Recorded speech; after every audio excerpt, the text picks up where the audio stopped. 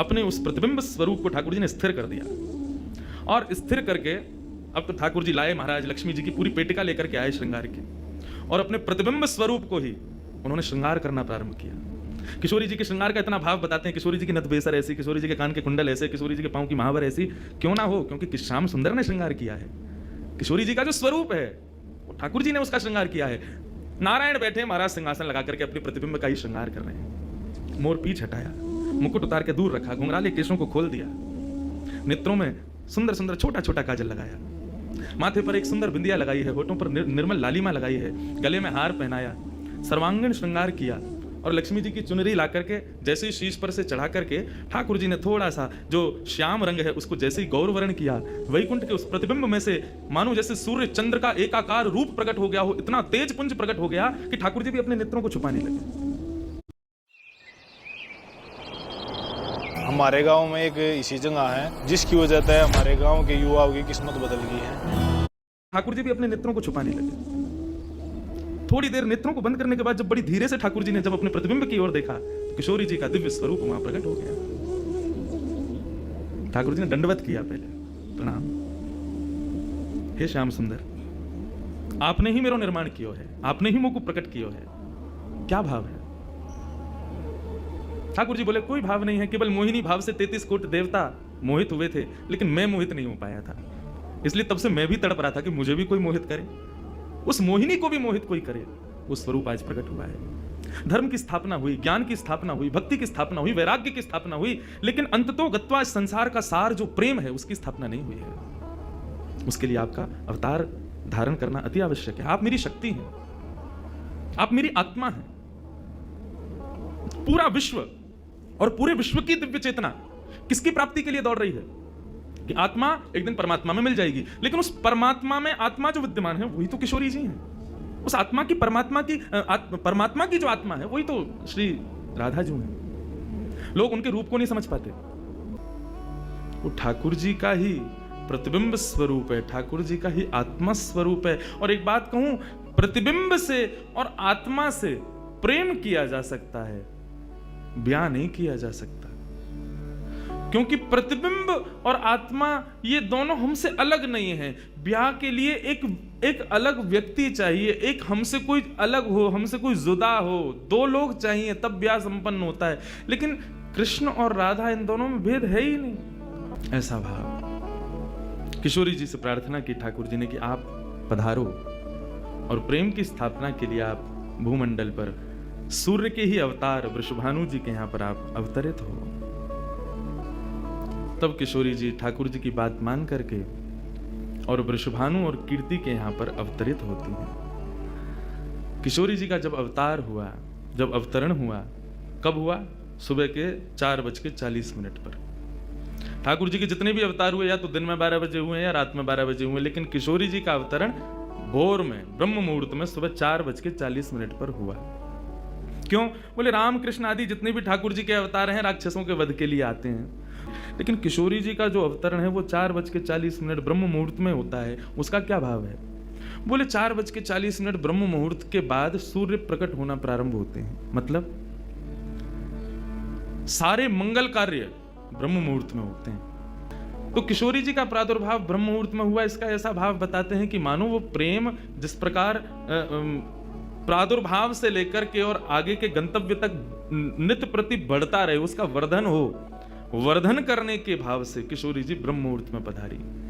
क्योंकि वर्धन होना ही एक नवीन दिन का ब्रह्म मुहूर्त से प्रारंभ होता है। ऐसे ही प्रेम का वर्धन, भक्ति का वर्धन, भाव का वर्धन, उन सब का वर्धन करने का प्रतीक है किशोरी जी, इसलिए ब्रह्म मुहूर्त में जन्मी है।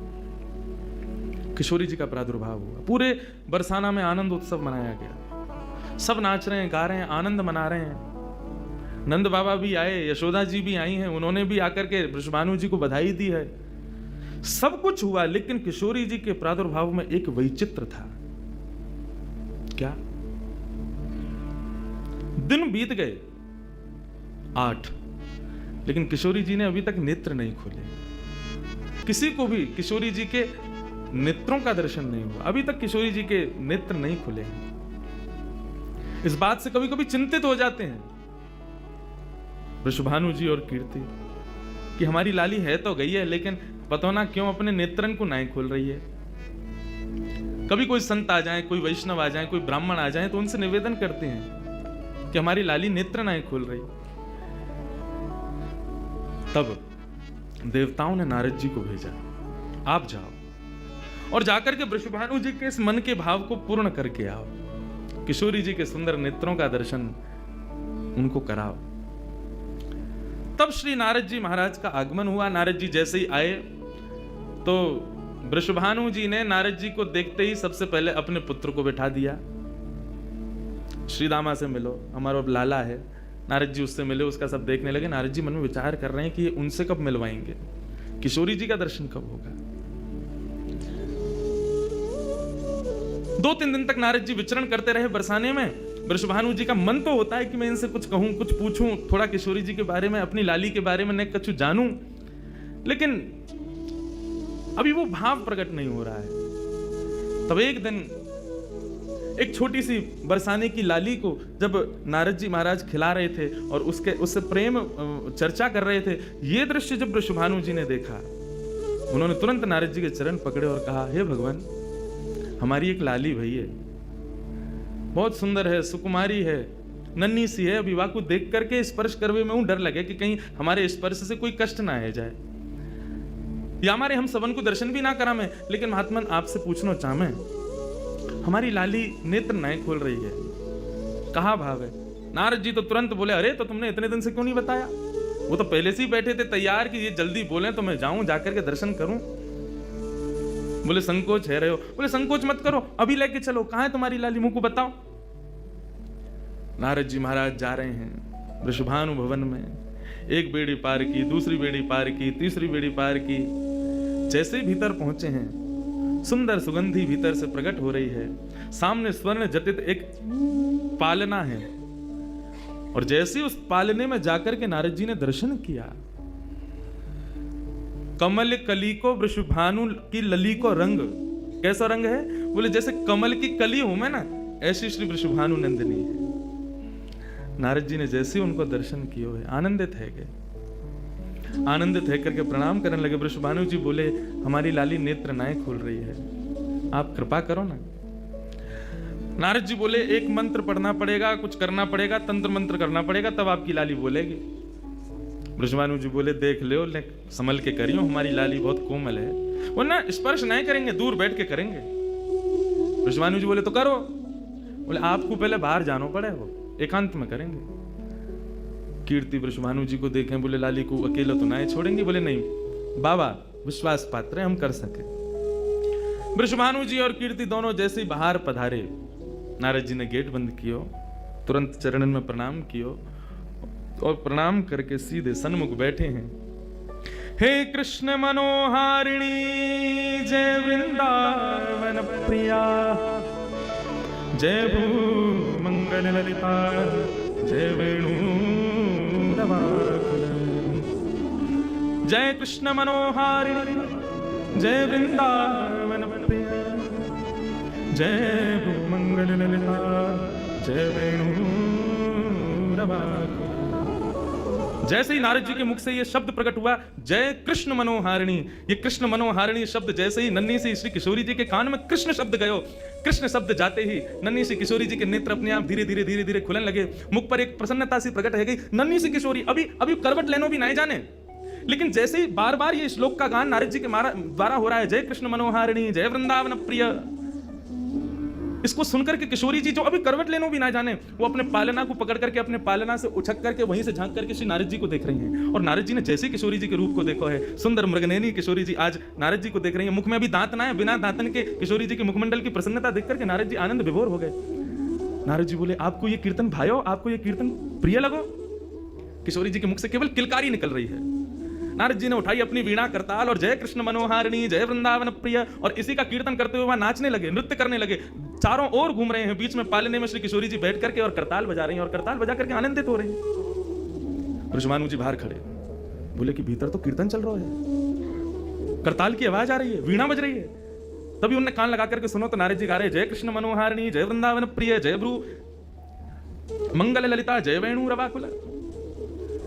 वृषभानु जी ने ये स्वर सुन लिया, लेकिन जैसे ही थोड़े से गए हैं और खिड़की में जाकर के भीतर झांक करके देखा, अद्भुत दृश्य। नन्ही सी किशोरी, ज्यादा से ज्यादा 8 दिन की होंगी, 10 दिन की होंगी, अपने पालना में पहुंच करके स्वयं को झुला रही हैं, करताल बजा रही हैं। चारों तरफ नारद जी वीणा बजा करके, करताल बजा करके आनंद से किशोरी जी को मुखोल्लास कर रहे हैं।